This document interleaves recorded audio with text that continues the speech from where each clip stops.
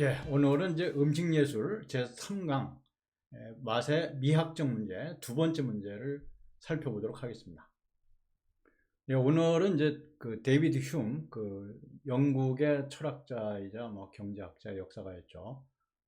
데이비드 흉의 취미의 표준에 관하여라는 논문을 중심으로 살펴보도록 하겠습니다. 그 내용은 첫째는 이제 맛과 취미의 유사성, 둘째는 취미의 표준, 셋째는 섬세한 맛, 이런 내용들을 좀 구체적으로 살펴보고자 합니다. 첫째로 이제 맛과 취미의 유사성의 문제입니다. 음식의 맛, 예술적 취미가 서로 유사하다라는 얘기죠. 첫째는 이제 맛, 주로 이제 미각적인 맛이죠. 미각적인 맛은 체험을 통해서 느끼게 되는 거죠. 직접 먹어봐야 한다는 얘기입니다. 그래서 미각적인 맛은 음식을 먹는 직접적인 체험에서 일어나는 주관적인 느낌이다 라는 얘기죠. 그래서 이제 우리가 음식을 먹어보지 않고는 그 맛이 어떤지를 느낄 수가 없고, 또 그것은 주관에 따라서 이렇게 달라질 수가 있는 것이죠. 그래서 음식은 우리의 입 안에서 씹어져야 하고 삼켜져야 하고 혀에서 그 풍미를 느끼게 되는 것이죠. 그리고 이제 그것이 쾌, 불쾌에, 다시 말해서 맛있다, 맛이 없다의 주관적 반응을 일으키게 되는 것입니다. 네, 그런데 그런 맛의 체험은 개별적인 것입니다. 각 개인에 따라서 다른 것이죠. 그래서 흉이 지적한 바와 같이 감각적인 기질에서 보면 똑같은 음식이라도 어떤 사람에게는 달고 어떤 사람에게는 쓴 것이 될 수 있습니다. 예를 들어서 한약이 있다고 합시다. 한약은 병이 든 사람 또는 몸이 아픈 사람이 그거를 먹을 때는 뭐 단 것이 될 수 있습니다. 그러나 어린아이가 그 한약의 맛을 볼 때는 쓴 것이 될 수 있고요. 또 지금 방금 밥을 먹고 온 사람은 배가 불러서 아무리 맛있는 음식이 있다 할지라도 그것은 별로 맛이 없다고 생각할 수도 있습니다. 또 배가 고픈 사람은 그렇게 좋은 음식이 아닐지라도 그것을 달게 먹을 수도 있는 것이죠. 네, 두 번째로 미적 취미, 그 예술 작품에 대한 취미도 실제적인 경험이 요구됩니다. 여기서 실제적인 경험이라고 하는 것은 직접적으로 눈으로 보고 귀로 듣는 것을 말하는 것이죠. 그래서 음식이나 음료의 그 미각적 성질과 같이 예술 작품의 미적 성질도 실제적인 또는 직접적인 경험이 요구됩니다. 그래서 그림이나 음식과 같은 예술 작품을 실제로 경험하는 것, 다시 말해서 눈으로 보고 귀로 듣는 경험을 함으로써만 아름답다, 추하다라는 것을 알 수가 있고, 아름다움이나 추함의 그 주관적인 반응이 일어나게 되는 것이죠. 네, 그래서 그 음식이나 음료를 먹고 마시는 것과 마찬가지로 예술 작품도 눈으로 보고 귀로 듣는 그런 경험을 통해서만 그 아름다움이나 추함을 알 수 있게 된다라는 얘기가 되겠습니다. 네, 그래서 그리고 이제 그런 아름다움이나 추함은 예술 작품의 아름다움이나 추함은 개인의 그 개별적인 평가를 받게 되는 것이죠. 그래서 그것이 뭐 쾌락이나 고통의 반응으로 이어진다는 얘기는 예술 작품을 보고 아름답다 라는 것을 쾌락의 반응으로 이어질 것이고, 추하다라는 것은 고통의 반응으로 이어질 것이죠. 그런데 그것은 개인에 따라 다 다르다는 얘기가 되겠습니다. 네, 이런 의미에서 그 맛의 개념, 영어로 이제 구토, 프랑스어로 굿, 그 다음에 독일 말로 게슈막이라는 이런 맛의 개념들은 이중적 의미를 갖게 됩니다. 다시 말해서 이런 개념들은 미각적인 맛을 의미하기도 하지만 예술적 취미를 의미하기도 합니다.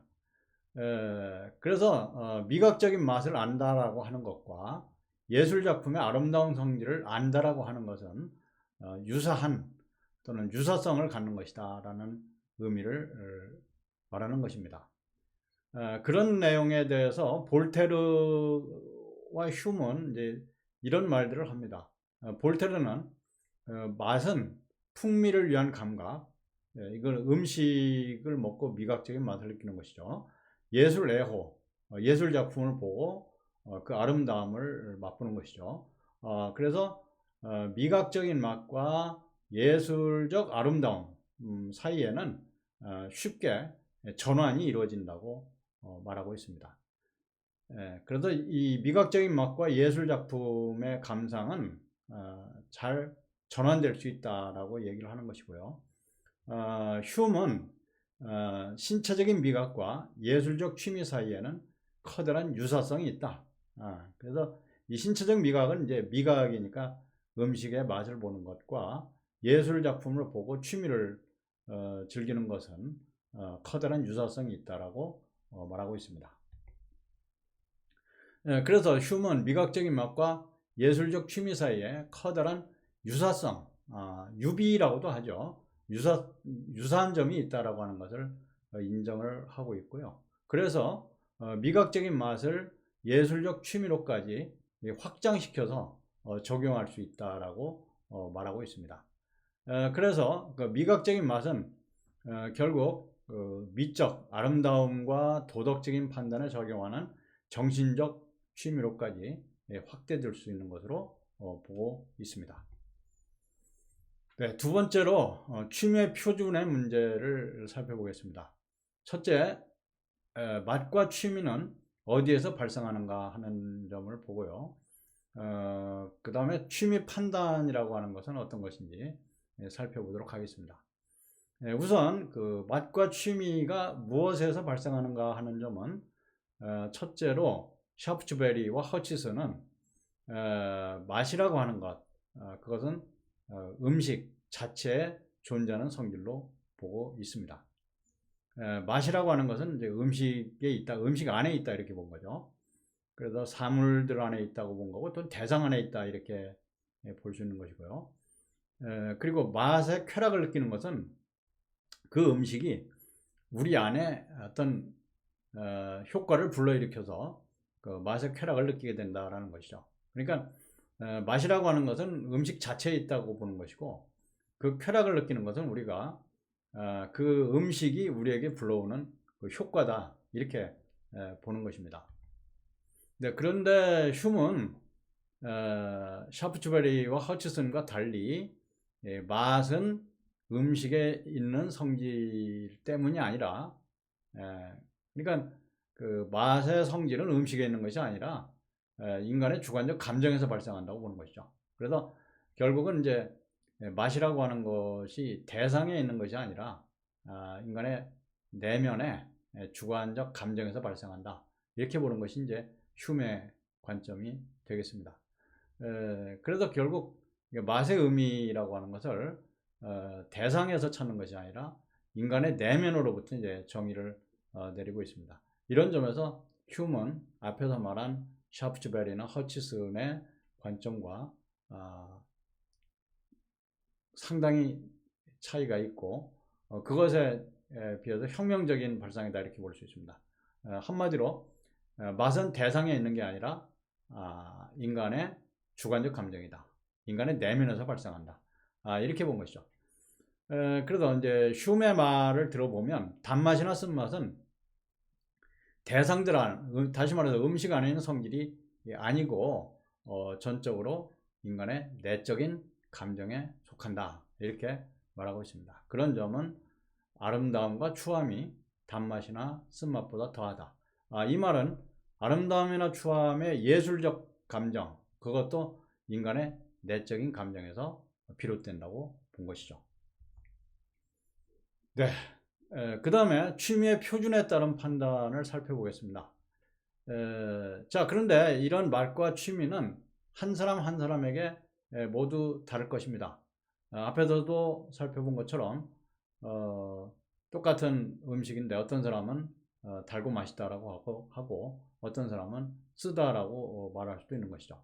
그런데 다른 한편으로는 인간은 맛과 취미를 즐기려고 하는 기질에서 매우 비슷한 성향을 가지고 있다라고 합니다. 그래서 인간은 이제 어떤 기질적으로 비슷한 성향을 가지고 있기 때문에 물론 다르게 느낄 수도 있습니다만은 어떤 공통된 취미를 가질 수가 있다. 뭐 이렇게 보는 것이죠. 그래서 또 한 가지는 이제 인간은 음식이나 음료 또는 예술 작품 안에 있는 어떤 동일한 성질, 똑같은 성질을 이제 즐기려고 합니다. 예를 들어서 뭐 사탕의 단맛을 즐기려고 한다든가 예술 작품의 아름다움을 즐기려고 한다든가 동일한 성질을 이제 즐기려고 한다는 것이죠. 그래서 그런 것들은 결국 인간의 그 내면적 본성에 어떤 보편성이 있기 때문이라고 보는 것입니다. 여기서 중요한 것은 인간 내면의 보편성, 이 개념이 이제 중요한 것이고요. 그래서 인간에게는 취미의 표준이 성립될 수 있다. 그리고 그런 표준의 기초에서 판단이 이루어질 수 있다. 이렇게 보는 것이죠. 그래서 그런 표준에 비추어서 어떤 사람의 취미 판단은 다른 사람의 취미 판단보다 더 낫다 하는 것을 모두가 다 동의를 할 수 있다는 것입니다. 왜 그러냐면 취미의 표준이 성립될 수 있고 그것에 따른 판단이 가능하기 때문에 누구의 그 판단보다 다른 사람의 판단이 더 낫다라고 하는 것을 모두 동의를 할 수 있다는 것이죠. 네, 그렇다면 취미의 표준이라고 하는 것은 어떻게 성립될 수 있을까요? 흉은 그런 취미 판단을 공감 개념과 결부시켜서 설명하고 있습니다. 공감이라는 개념, 어떤 감정을 같이 한다 이런 의미죠. 공감 개념과 결부해서 설명하고 있는데요. 공감이라고 하는 것은 그래서 취미 판단의 일치 문제, 앞에서도 설명한 것처럼 누구의 취미가 더 낫다라고 하는 그런 일치 문제를 가져올 수 있는 것은 바로 그런 공감 개념 때문이다라고 보는 것입니다. 그래서 흉에게 공감이라고 하는 것은 개별적인 감정 판단을 보편적인 판단으로 보편 판단이라고 하는 것은 누구나 인정하는 판단으로 만들어줄 수 있다는 것입니다. 그것이 공감에 의해서 가능하다고 보는 것이죠. 그래서 그리고 그런 공감이라고 하는 것은 아름다움의 판단뿐만 아니라 도덕 판단, 선과 악의 도덕 판단에도 똑같이 적용이 된다고 보고 있습니다.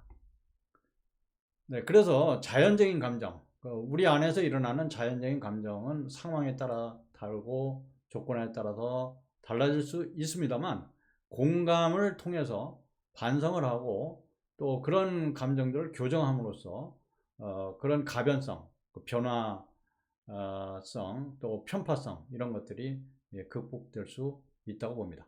네, 그래서 공감을 통해서 누구나 인정할 수 있는 그런 보편적인 취미를 가질 수 있다고 보는 것이죠. 네, 그런데 휴먼 이런 공감이라고 하는 것은 인간의 추론 능력, 논증 능력에서 비롯되는 것이 아니라 꾸준히 형성된 습관에서 나온다고 보고 있습니다. 네. 그 다음에 이제 취미의 표준은 왜 필요한가라는 것이죠. 네, 흉은 그의 논문인 그 취미의 표준에 관하여서 취미의 표준을 탐구할 필요가 있다. 이렇게 얘기를 하고 있습니다. 그래서 흉의 말을 들어보면 우리가 취미의 표준을 모색하는 것은 자연스러운 것이라고 말하고 있습니다. 그것에 의해서 사람들의 다양한 감정이 조정될 수 있다고 봤고요. 적어도 하나의 감정은 어떤 감정은 승인하고 다른 감정은 비난하는 어떤 규칙 뭐 이런 것이 이제 필요하다고 본 것이죠. 그래서 취미의 표준을 탐구할 필요성이 있다고 본 것입니다. 네, 그래서 슈맥의 이런 취미의 표준이라고 하는 것은 예술 작품의 아름다움과 추함을 평가하는 잣대가 될 수 있겠죠. 그뿐만 아니라 음식의 풍미, 음식의 맛을 평가하는 잣대가 될 수 있겠습니다. 네, 음식의 맛이라고 하는 것은 개별적이고 주관적일 수도 있지만 이런 취미의 표준에 따라서 어떤 음식이 더 낫다, 맛있다 라고 하는 것을 평가하는 그 잣대가 마련될 수 있다고 보는 것이죠.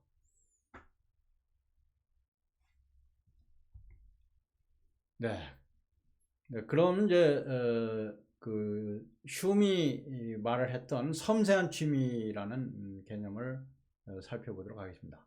네, 앞에서 살펴보았던 취미의 표준에 비춰서 보면 음식의 맛과 예술작품의 그 미묘한 뉘앙스를 잘 식별하는 능력을 가진 사람들이 있습니다. 그래서 남들이 맛보지 못하는 그 맛을 잘 식별해낼 수 있고 남들이 바라보지 못하는 아름다움을 예술작품에서 식별해내는 능력, 뭐 이런 것들을 가진 사람들이 있는데요. 흉은 이런 사람들을 미세한 취미를 가진 사람들이라고 말을 하고 있습니다.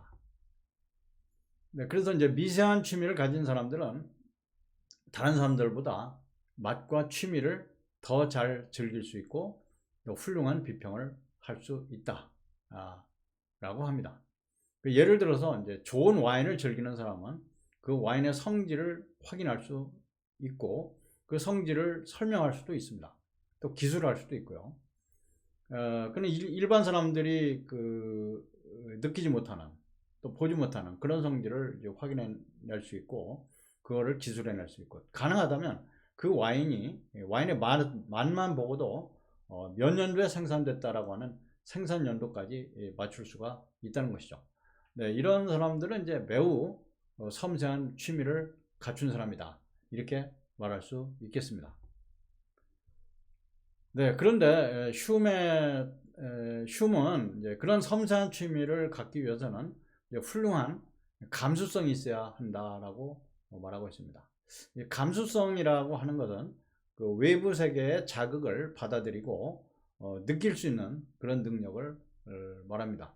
그 능력이 이제 뛰어난 사람은 뭐 훌륭한 감수성을 갖고 섬세한 취미를 가진 사람이다 이렇게 말할 수 있고요. 그런데 흥분 상태에 있는 사람, 흥분 상태에 있는 사람은 그런 훌륭한 감수성을 갖기가 어렵다고 말합니다. 그래서 흥분 상태에서는 맛과 취미에 대한 그런 식별력을 갖지 못한다. 네, 그렇게 말하고 있습니다. 네, 네, 그런데 이제 그런 그 섬세한 취미의 특성은 어떤 것일까요? 이런 섬세한 취미를 가진 사람의 특성을 그 흉은 세르반테스의 돈키호테에서 산초 판차의 친척들의 성격을 각색함으로써 그런 섬세한 취미를 가진 사람들의 특성을 설명하고 있습니다. 여기서 이제 우리가 좀 살펴봐야 할 것은 돈키호테라는 작품, 세르반테스가 쓴 돈키호테라는 작품에 산초 판차가 나오는데요. 지금 이 그림에서 보면 이제 그 말을 타고 있는 사람이 이제 돈키호테고 그 옆에 작은 말을 타고 있는 사람이 산초 판차. 돈키호테의 그 하인이죠. 근데 산초 판차는 이 판차라는 말은 이제 영어를 그대로 번역해서 그런데 스페인어로 하면 이제 판사 이렇게 발음이 됩니다. 그리고 이 말은 이제 배불뚝이라는 의미를 갖고 있습니다. 그래서 산초 판차라는 말은 배불뚝이 산초다 이런 의미를 갖고 있는 것이고요. 그래서 이 산초 판차의 친척들 여기서는 이제 이 친척들의 성격을 각색하고 있는 것이죠. 그 돈키호테의 하인인 산초 판차의 친척들의 성격을 이제 각색을 하고 있는 것입니다. 네, 그 어떻게 그 내용이 어떻게 구성되냐면 돈키호테가 이제 산초 판차의 친척들이 함께 이제 와인 시음 콘테스트에 참가를 하고 있었습니다. 네, 그 친척들은 와인 통을 받아서 한 모금씩 마셨습니다. 한 사람은 그 와인이 가죽의 미약한 냄새를 빼고는 아주 좋다 이렇게 말을 했습니다. 그런데 다른 사람은 금속의 흔적을 지닌 오염을 발견했습니다. 네, 지금 여기서 이제 이 친척들이 두 사람이라고 볼 수 있죠. 한 사람은 가죽의 미약한 냄새를 이제 그 와인을 마시고 가죽의 미약한 냄새를 이제 식별해냈고, 또 한 사람은 이제 금속의 냄새를 식별해낸 것입니다. 그런데 이제 그들 이제 이 친척들하고 같이 있었던 사람들은 와인에 있는 그런 섬세한 맛을 알 수가 없었죠. 그 가죽의 미약한 냄새라든가 금속의 흔적이라든가 이런 것들에 대해서 전혀 알 수가 없었습니다. 그런데 이제 산초 판처의 친척들은 그 두 사람은 그 냄새들을 식별해낸 것이죠. 네, 그래서 결국 이제 그 통에서 이제 와인을 바닥에 보일 때까지 따라냈습니다. 그러니까 가죽끈이 묶여 있는 오래된 열쇠가 발견됐습니다. 네, 그러니까 이제 가죽끈이 묶여 있는 열쇠니까 열쇠는 이제 금속의 그 냄새가 있는 것이고요. 가죽끈에서 이제 가죽의 냄새가 나온 것이죠. 이 두 가지를 이제 식별해낸 사람들이 바로 산초 판차의 친척들이었습니다. 네, 이 사람들은 그래서 산초 판차의 친척들이 옳다라는 것이 입증이 됐습니다. 그래서 이 산초 판차의 친척들이 갖고 있는 그 섬세한 그 미각 능력, 그것을 잘 설명해주는 사례라고 볼 수 있습니다.